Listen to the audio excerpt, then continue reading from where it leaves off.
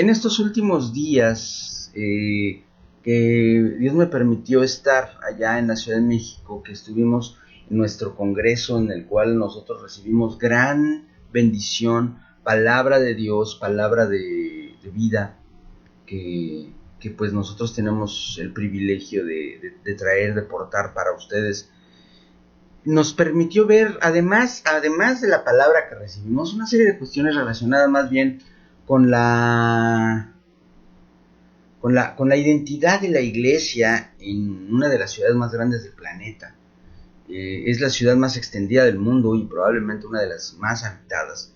Está dentro de las 3 más grandes del mundo, junto con Nueva York, Tokio, Seúl y no muchas más. O sea, tenemos un récord que no sé si sea bueno o malo, ¿verdad? Pero en este país tenemos una de las ciudades más tremendamente grandes del planeta.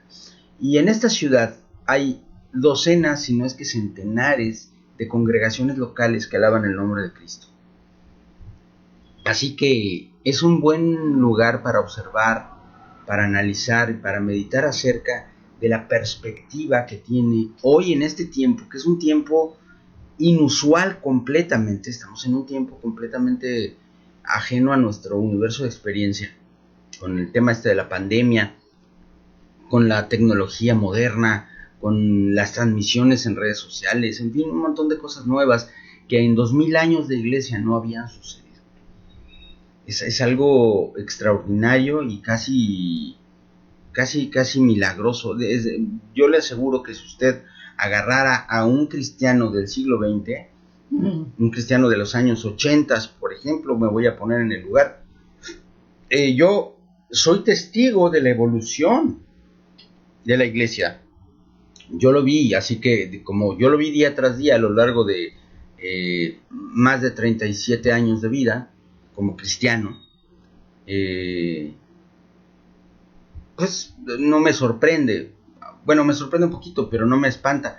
Pero si me hubieran agarrado a mí a mediados de los 80s, cuando yo estaba en la iglesia, en el grupo de jóvenes y formaba parte de un ministerio que en aquel momento era tenido por uno de los más grandes ministerios de jóvenes de la Ciudad de México, que ya es mucho decir, y me agarraran y me pusieran de repente en el 2021, yo creo que me parecería por lo menos milagroso, si no es que realmente así aterrador, el cambio y las modificaciones, las circunstancias nuevas que hay en la iglesia, y que la verdad de las cosas es que si tomáramos a una persona de los años 80 y la pusiéramos en los años 80 del siglo XIX y en los años 80 del siglo XVIII, no habría tanta sorpresa como la que hay trayendo de los 80 del siglo XX a los 20 del siglo XXI. Es impresionante el cambio. Ha habido modificaciones tanto tecnológicas como sociales, como culturales, como ideológicas, que nos hacen voltear para atrás y darnos cuenta del avance tremendo que se ha venido sobre la humanidad en el último medio siglo. Y mire, la causa principal de todo esto es algo que tecnológicamente se conoce como la miniaturización. Es decir, por décadas, me estoy refiriendo a todo el siglo de las luces, todo el siglo XIX y la mitad del XX, durante todo ese lapso, la tecnología avanzó enormemente, muchísimo. Pasamos de una tecnología prácticamente manual a base de fuerzas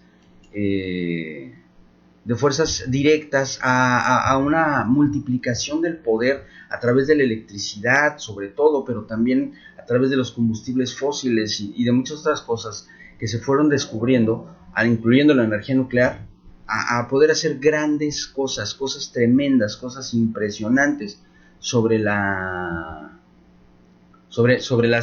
naturaleza y sobre el entorno que nos rodea.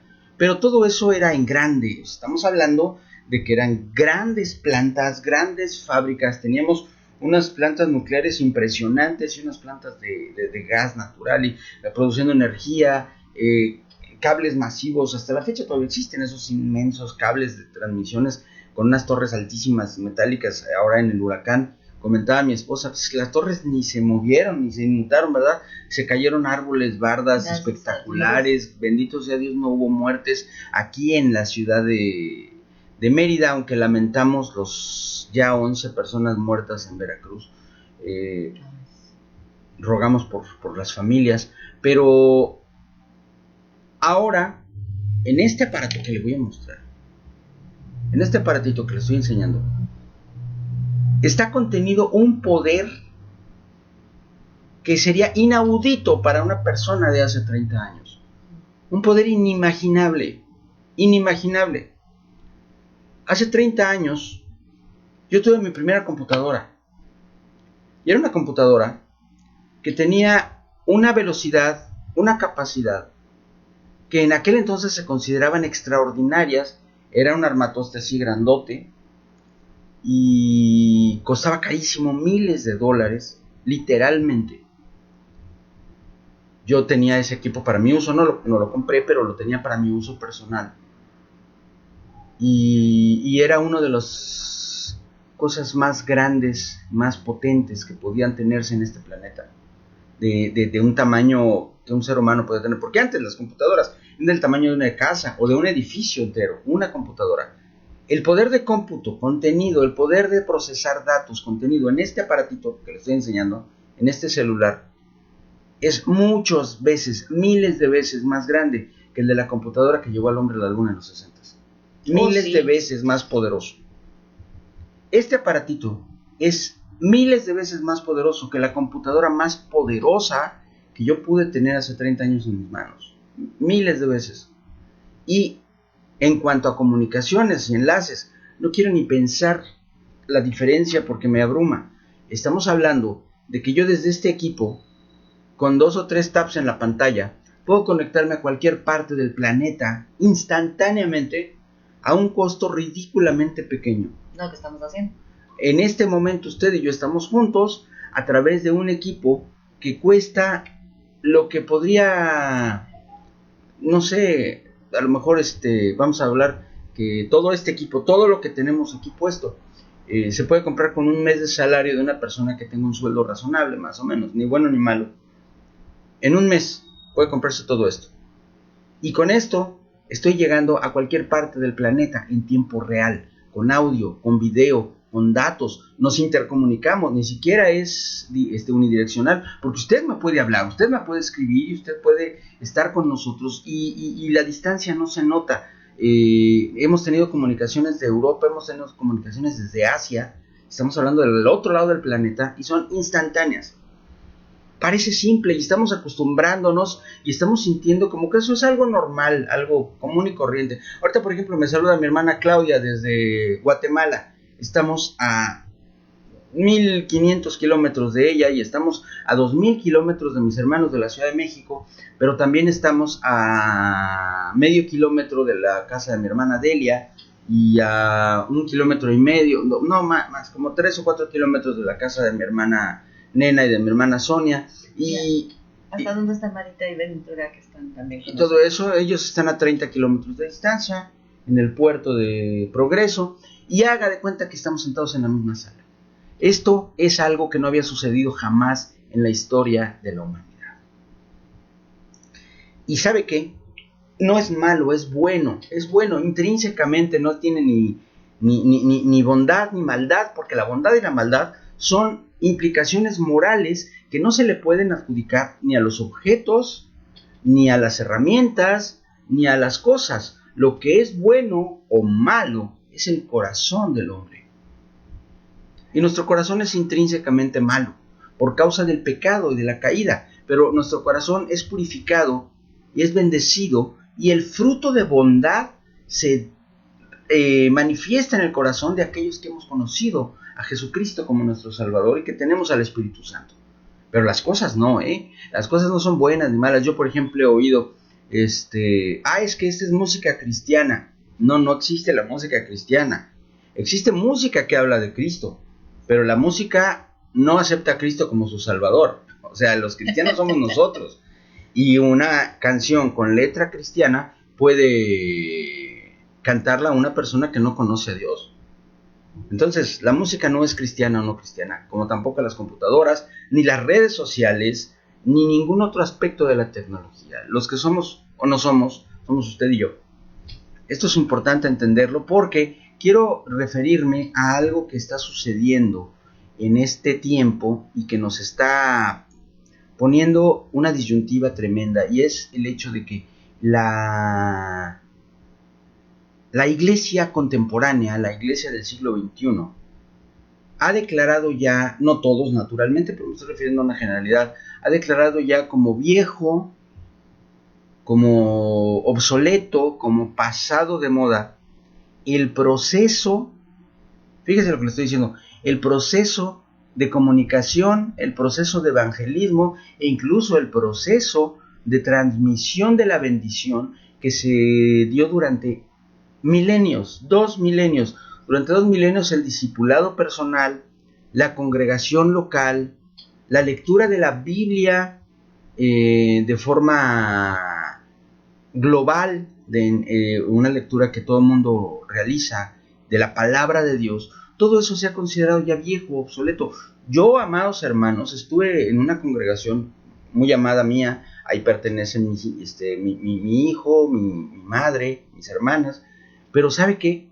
Me di cuenta de algo muy curioso. No hubo una sola persona, y éramos varias docenas, no éramos demasiados porque la pandemia y lo impide, pero los que podíamos estar en ese local éramos varias docenas, probablemente un centenar o un poco más de personas. No hubo uno solo a mi alrededor, y lo vi, hasta estaba yo de chismoso, les soy honesto, ¿no? Porque estaba yo analizando en el nombre del Señor, tengo esa responsabilidad como pastor. ¿Qué estaba pasando a mi alrededor? No hubo uno solo que sacara una Biblia para leer el texto que el predicador estaba indicando como base de su sermón. Nadie lo hizo. ¿Sabe por qué? Porque había una pantalla que estaba proyectando en tiempo real lo que el predicador tenía en su dispositivo electrónico. Y además había un equipo de multimedia atrás que estaba atento para que en el momento en el que el pastor, no es pastor, pero el predicador que compartió la palabra, que fue gran bendición, por cierto, en el momento en que el predicador citó la escritura, ¡pum!, apareció el texto en la pantalla. Y le voy a decir una cosa, yo no creo que esté mal, de ninguna manera. Usted sabe, ustedes que me conocen, saben que yo soy súper tecnológico. Y yo ya incluso en el púlpito subo sin Biblia de papel, subo con la tablet, subo con la computadora, porque resulta mucho más cómodo, mucho más rápido, mucho más eficiente. Pero, ¿sabe qué? A mí ya también me ha pasado que una persona que es un cristiano o una cristiana de años, un cristiano o una cristiana que ya tiene mucho tiempo andando en el evangelio, de repente se ve en la necesidad de buscar en su Biblia de papel un texto por cualquier razón, porque se lo pidió el maestro o el predicador, porque le quiere compartir a alguien una porción de la palabra, infinidad de razones que yo le puedo citar. ¿Y qué cree? No es capaz de encontrar un texto en la Biblia, a menos que se vaya al índice y vea en qué página está el libro, y luego se pone a buscarla en la Biblia por número de página y lo encuentra y ya lo lee. Mire, yo no estoy diciendo de ninguna manera que los tiempos pasados siempre fueron mejores. No le estoy diciendo eso. Dios nos está permitiendo tener lo que tenemos, la tecnología, y ya se lo dije, yo estoy de acuerdo, estoy a favor de la tecnología. Pero estamos perdiendo ciertos aspectos, este es solamente un ejemplito que le di, ciertos aspectos fundamentales del proceso que forma parte de nuestra vida como cristianos, y lamentablemente a veces confundimos lo que importa de lo que no importa. Yo le voy a decir claramente algo: no utilizar una Biblia de papel o no buscar el texto personalmente en el momento de un sermón no importa. No importa, porque yo mismo a veces le digo a la congregación cuando predico: no lo busque, por favor, yo se lo leo. Yo no tengo proyección del texto bíblico en la pantalla, no lo hago a propósito, porque yo también procuro que algunas veces la Biblia sea leída por toda la congregación. Así que a propósito, Yo no proyecto los textos bíblicos, no crea usted que es porque no tenemos la posibilidad o no sabemos cómo. Lo hago a propósito para que usted use su Biblia. Pero a veces le pido que no lo haga porque es más rápido y más eficaz, es más fluida la predicación del sermón de esa manera. Pero hay otras cosas que sí importan. Hay cosas que son antiguas porque existen desde el principio, desde la primera iglesia, pero de ninguna manera son viejas o obsoletas. Una de ellas, y tal vez la más importante a la que me voy a referir hoy, es la necesidad de congregarnos presencialmente y tener comunión los unos con los otros de manera física, porque hay varias cosas que son fundamentales en ello. La primera, la más importante de todas, escúcheme bien lo que le voy a decir, es que la unción del Espíritu, los dones espirituales, se transmiten por imposición de manos y no puede hacerse eso en remoto. Segunda, los sacramentos que el Señor estableció, la cena del Señor y el bautismo en agua, tienen que hacerse presencialmente. No se pueden hacer en remoto. En estos días, en este año y casi 2 años que llevamos ya de la pandemia, ya lo intentamos, amados. Sí, ya lo intentamos. Hicimos una prueba como iglesia a nivel global, a nivel mundial, de impartir la cena del Señor de forma remota. ¿Y sabe qué? No funciona. Dios sabe que lo estamos haciendo con el afán de bendecir al cuerpo de Cristo. Y no funcionó. Aprendimos, no lo vamos a volver a hacer nunca. La cena del Señor se imparte presencialmente. Digo, del bautismo ni hablamos, ¿verdad? Ni modo que lo bauticen remoto, que le diga, a ver, usted se mete a la tina, cuando yo le diga 3, mete la cabeza, ¿no? Y no voy a oír cuando sale. sí. Con la cabeza bajo el agua no me voy a oír cuando tendría que salirse, se me va a ahogar ahí. No, mire, la verdad es que eso es otra cosa. La comunión de la iglesia, la consolación, la exhortación, la confesión de pecados los unos a los otros, en fin, toda una serie de órdenes establecidas por Dios en su palabra para que la iglesia camine, no pueden ser ejercidas a menos que haya comunión, congregación local. Por supuesto, yo no le estoy diciendo que se brinque las trancas de las medidas de seguridad y de sanidad, no lo estoy haciendo. Le estoy diciendo que con todas las medidas y precauciones que las iglesias estamos tomando, debemos congregarnos. Esto es algo que tenemos que hacer porque si no, nos vamos a morir. Esto es literal. El que no se congrega se muere. No es posible tener iglesia virtual. Eso es una mentira. No es así. Y si tú no te congregas, es lo mismo que si estuvieras dejando de beber agua. Es lo mismo exactamente. El pan, puedes comértelo en seco. Inténtalo. Yo te reto. ¿Sabes cómo me lo enseñaron a mí? Te voy a decir, en el Instituto Bíblico, hace 30 y tantos años, ya estoy viejo, Sí. No, tiene 30 años más o menos que estuve en el instituto, tuvimos una clase, era una clase que tenía que ver con la predicación de la palabra, una clase de homilética, y el pastor que nos dio la clase ese día, aprovechándose de que la maestra de homilética no había ido, nos dio la clase y nos dijo, miren ustedes, se están poniendo muy intelectuales, se están poniendo muy cerebritos, pero ¿saben qué?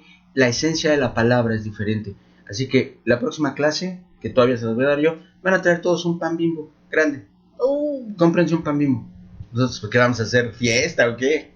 ¿De qué se trata, no? Total que llegamos nosotros, cada uno con su pan, y dice, bueno, qué bueno que llegaron, por favor, cómanse su pan. ¿Cómo? Cómanse su pan. Oiga, pastor, pero pues, cómanselo. Y ahí estamos nosotros abriendo nuestro pan y empezamos a comérnoslo. Mire, yo soy panero, así que yo sí me aventé como 10 o 12 rebanadas antes de empezar. No sé si ve usted al gato, pero está aquí no. El gato. Antes de empezar a sufrir una sensación de sequedad en la garganta y de que ya no podía masticar, mi boca estaba seca. El pan se me hacía bolas en la boca y ya no podía yo tragarlo y mucho menos digerirlo porque estaba reseco. Ya toda la humedad de mi cuerpo estaba, o la humedad de mi sistema digestivo primario estaba absorbida por tanto migajón, tanto pan. Y llegó un momento en que todos dijimos, ya no puedo, pastor, ya no puedo. Dice, ok, Uno más, no, ya no, ya no. Cuando de veras vio que ya todo el mundo estaba muriéndose y tosiendo, dijo, eso es exactamente lo que sucede cuando nosotros le entregamos a la iglesia palabra sin que fluya el Espíritu Santo. Y eso, amados, es lo que sucede cuando nosotros nos conformamos con escuchar la palabra en grabaciones, en transmisiones como esta, en viendo canales de televisión que emiten programas de cristianos, conectándonos solo en línea a nuestras iglesias, pero no tenemos la comunión de los santos, ahí donde fluye el agua viva del Espíritu Santo. Nos podemos atragantar con la palabra y lejos de hacernos bien, nos va a hacer daño. Tenemos la necesidad de entender que lo moderno, todo aquello que nos está a nosotros dando facilidades, herramientas, cosas maravillosas y sorprendentes, equipos increíblemente poderosos como este teléfono y la computadora y la cámara y el micrófono que estamos usando, y el enlace inalámbrico, ni siquiera estamos conectados a ningún cable y le estamos viendo donde quiera que esté. Todo esto no sustituye el modo de Dios. Amén. El modo de Dios dice, no dejéis de congregaros como otros tienen por costumbre. El modo de Dios dice, amaos los unos a los otros. El modo de Dios dice, exhortándoos, orando los unos por los otros, confesándoos vuestros pecados, y así sucesivamente. Yo le puedo mencionar cualquier cantidad de instrucciones. Yo hallé 37. Le dije un día que se las iba a publicar y no lo he hecho. Le prometo que voy a ser diligente en esto. Órdenes que son imposibles de cumplir si no te congregas. Y si tú me dices, no le hace, entonces yo te voy a decir lo que dice la palabra de Dios. Lo que dice la palabra de Dios es que la oración del que guarda su palabra y obedece su palabra es la que es escuchada por Dios. Juan 15, si no me cree, le hace Juan 15 completito. Ahí está bien claro. El fundamento de la relación del hombre con Dios es la obediencia a su palabra. Y la palabra de Dios dice, congrégate. Si no te congregas intencionalmente, si no te congregas aunque puedas, estás desobedeciendo. Y si estás desobedeciendo, no tienes comunión con Dios. Porque Dios, el Espíritu Santo, se contrista cuando nosotros no caminamos conforme a la palabra. Juan 15, no lo olvides, léelo. Esa es la tarea para hoy. Medita acerca de lo que te estoy diciendo, disfruta de los milagros tecnológicos, de las maravillas de nuestro tiempo, pero no permitas que eso te quite el sabor de leer tu Biblia de papel, el sabor de llegar a la congregación y escuchar la palabra presencialmente, el sabor de orar o que oren por ti en medio de la congregación de los santos, el sabor, a final de cuentas, de hacer las cosas en una iglesia que es eterna, que no se vuelve vieja, que no puede ser moderna, porque es eterna, está más allá del tiempo, como Dios, que es la cabeza de esta iglesia. Medita en ello.